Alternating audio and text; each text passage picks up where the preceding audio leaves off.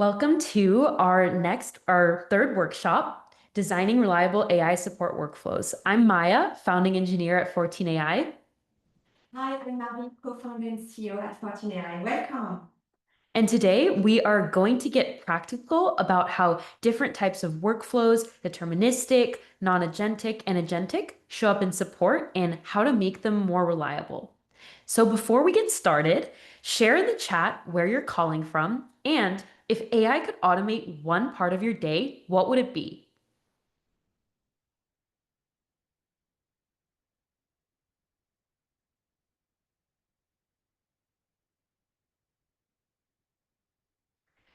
Hello, Sandra from San Francisco. Hi, good morning. Good morning. We have preparing my breakfast, doing the dishes. I'll also have to agree with that one. These are great suggestions. Nashville. I love to do AI for my laundry. Yes. Agent QA. These are all great. These are all great suggestions. I think we'll get there soon. Oops. Before I share the agenda for today's workshop, let's talk about why workflows matter. So, workflows are not one size fits all. It's really important to get the right structure to make them more predictable, debuggable, and scalable. And today, I'm going to be going through three workflow types and design principles behind them. So, for this workshop, what you'll learn is we're first going to talk about understanding deterministic workflows. We're going to talk about how traditional rule-based systems operate with fixed logic and predictable outputs. And then we're going to explore non-agentic AI workflows. So how static chains function without reasoning or adaptation. And then we're going to break down agentic AI workflows. So we're going to talk about multi-step tool using systems that plan, reason, and dynamically adapt to context. And then we're going to end with tips on designing better AI workflows. So we're going to talk about tips for robust modular workflow design. Plus, at the end, like with all the workshops, you're going to receive a take-home guide with everything that we covered, and we're going to share that in the chat. First, we're talking about deterministic workflows. So we're going to understand rule-based approaches to AI workflow design. So what are deterministic workflows? Some key characteristics are they have step-by-step rules with fixed logic, they have predictable outputs from inputs, and there is no learning or adaptation over time. Some examples are auto-approving expenses under $100 and routing tickets based on exact keyword matches. For example, if a ticket says refund, then you put that directly in the billing queue. What are some other deterministic workflow examples that you can come up with? Share them in the chat below. Multiple choice answers and chatbots. Yes, this is a great one.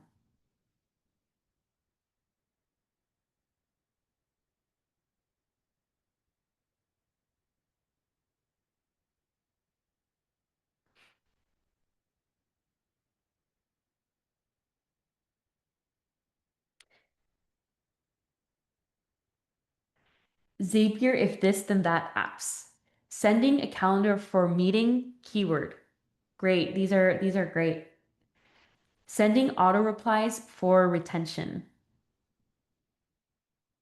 Amazing. These are all amazing examples.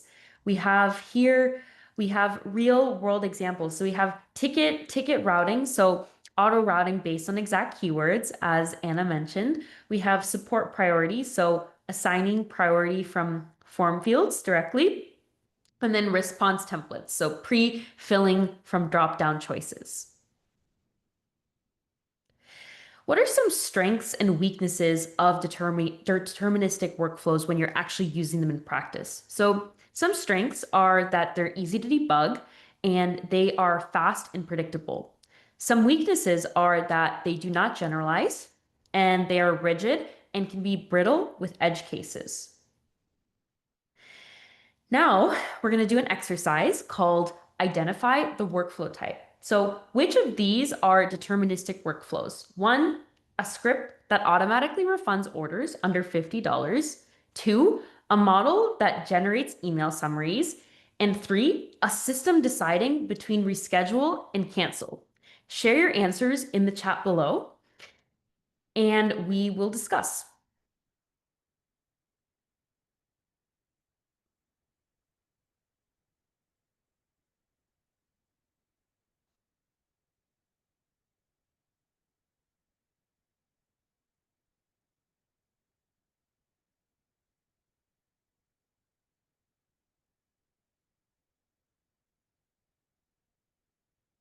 Getting some responses. Yes.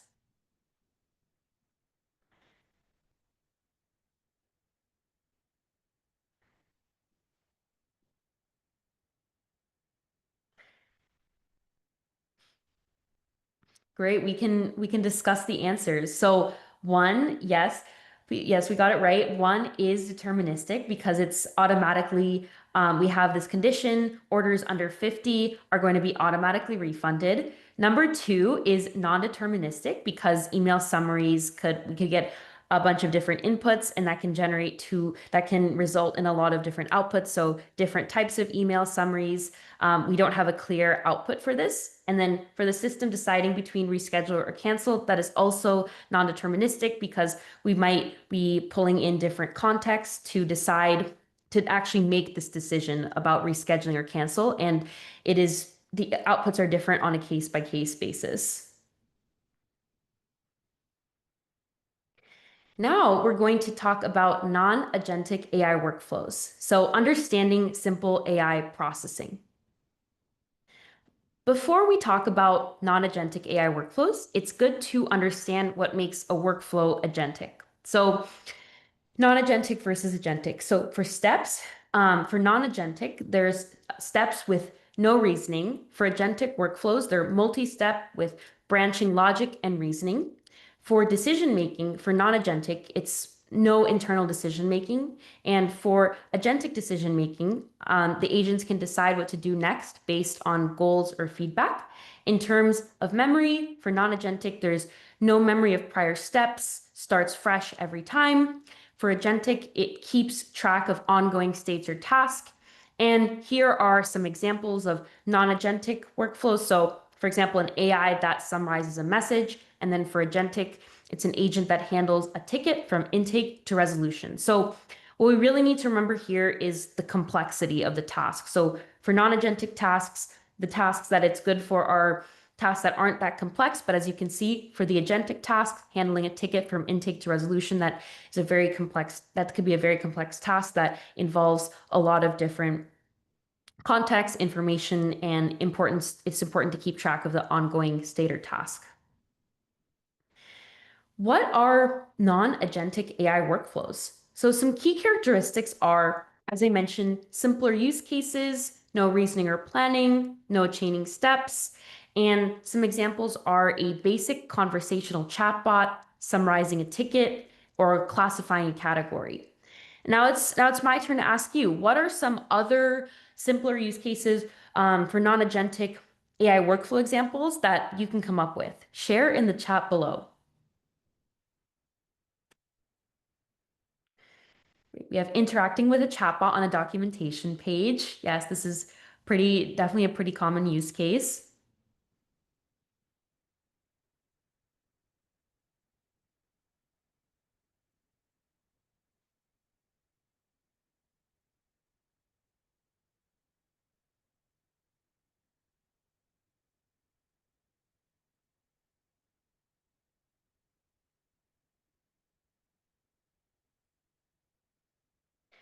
And if there's, and we have, awesome, Sandra, thank you. Set priority on a ticket based on a set of keywords.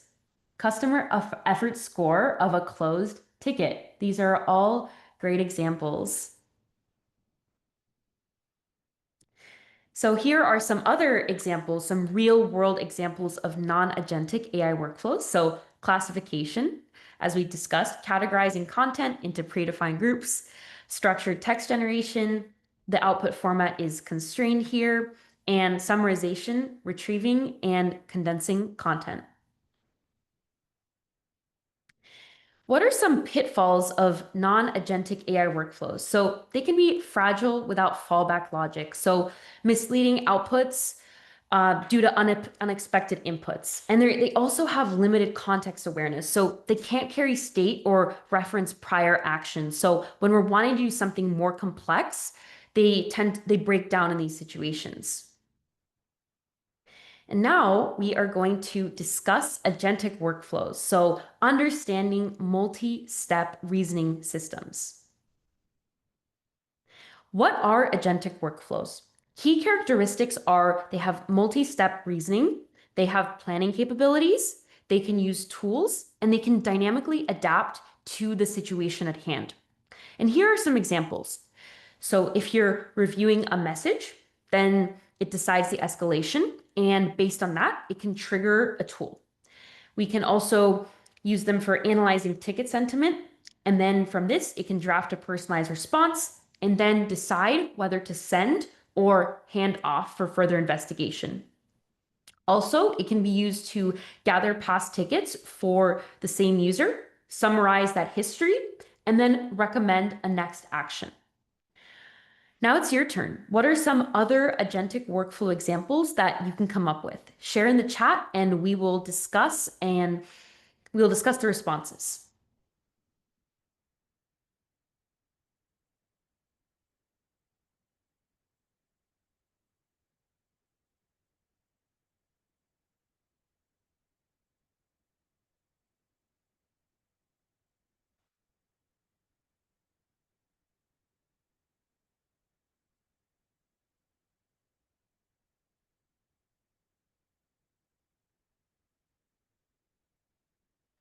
Analyze my Google Calendar, figure out fun activities, decide whether to add them to my schedule depending on my availability. This is a great example. Thank you, Corey. A diagnostic agent performs technical analysis to troubleshoot a complex support issue. Wonderful. And then Sonder, we have 4 retentions determine whether to issue a refund or escalate based on policy and sentiment. This is great. Thank you. These are all wonderful examples.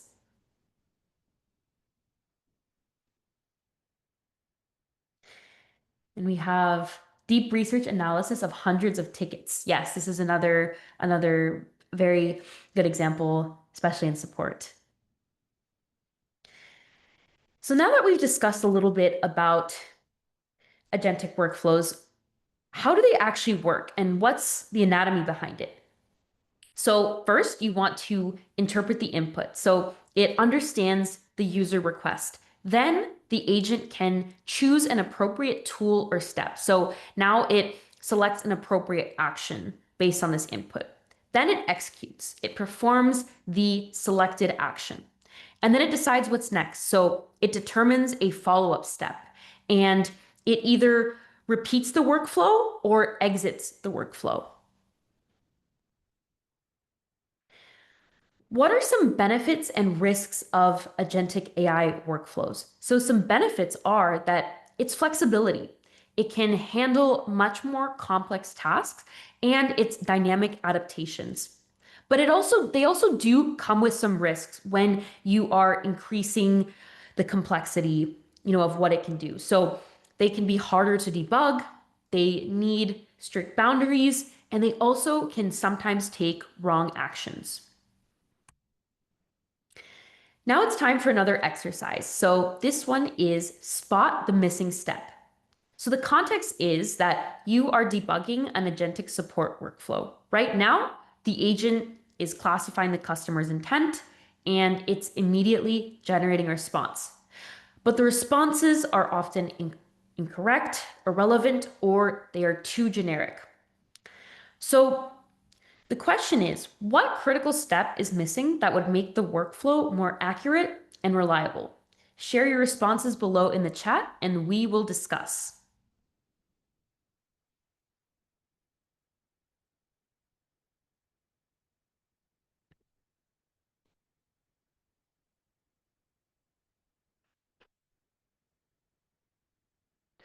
We have this one, feels like it skips the part where it retrieves relevant info or checks the system state before drafting a response. Yes, this is very important. Thank you. It's really important that it pulls in that context about the customer. The agent needs more guidance to understand your policies, products, and services. Yes. Didn't ask for clarifying questions. Yes, this is also very important to keep in mind.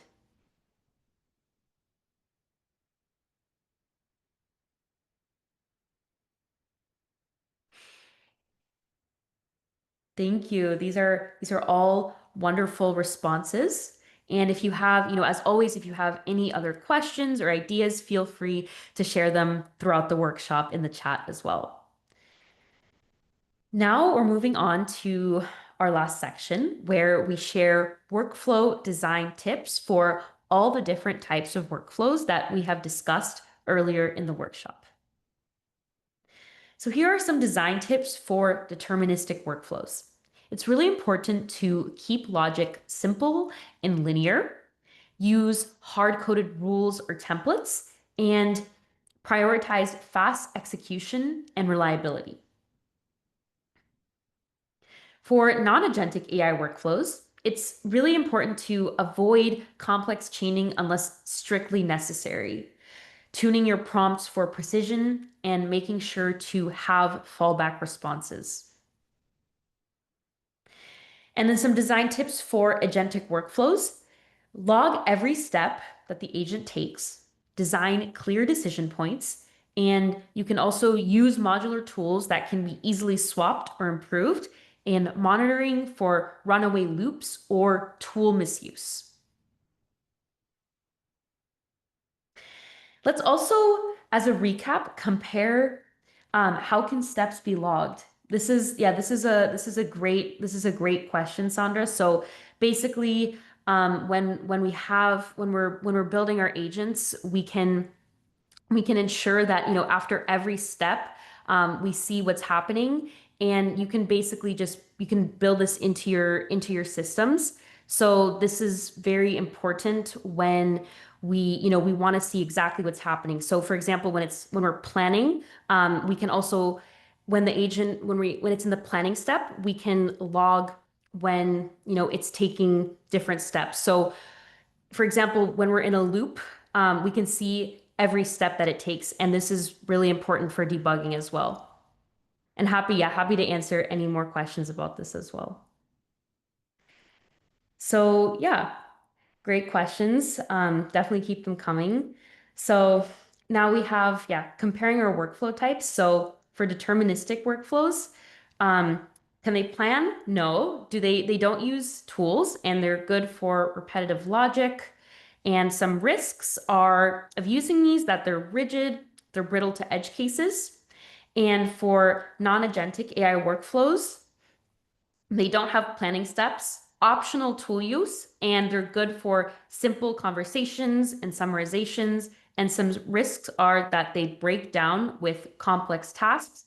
And for agentic AI workflows, they do include a planning step. They do have tool use, and they're good for adaptive multi-step reasoning tasks and for deep research tasks, as we mentioned. If you want to get a lot of insights about a large amount of data, for example, summarizing hundreds of support tickets into a deep research report. But some risks are that they are harder to debug. The agent can take wrong action, and they can be more complex to set up and maintain.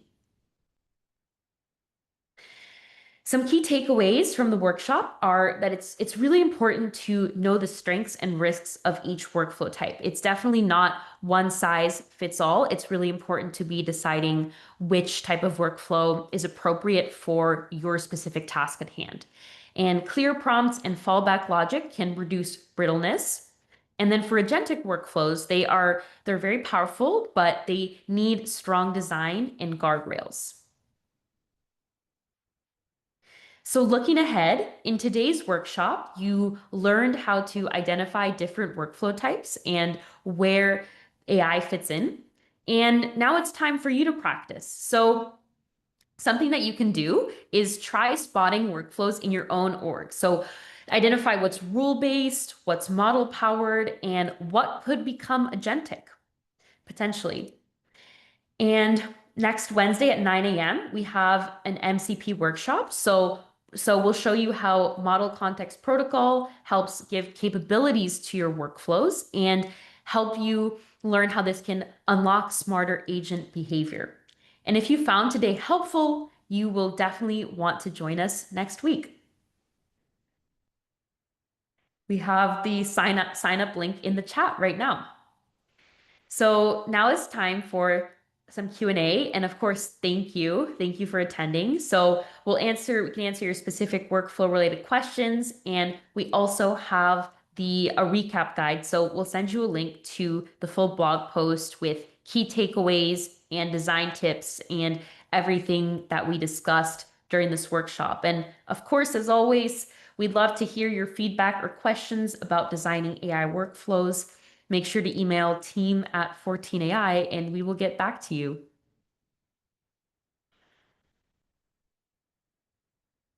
What tools do you recommend for building workflows? Sandra, this is a great question. So right here at 14AI, we are building tools.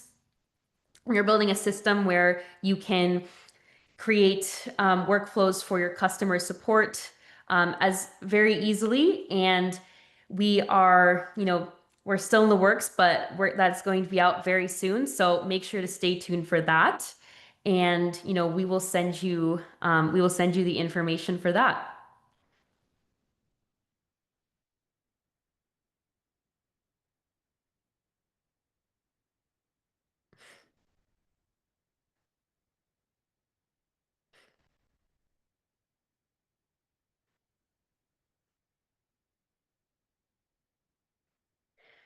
So if there's no more questions, thank you so much for joining our workshop today, and we hope to see you next week. Thanks for another great session, Maya and Maria. Thank you. Thank you so much for joining.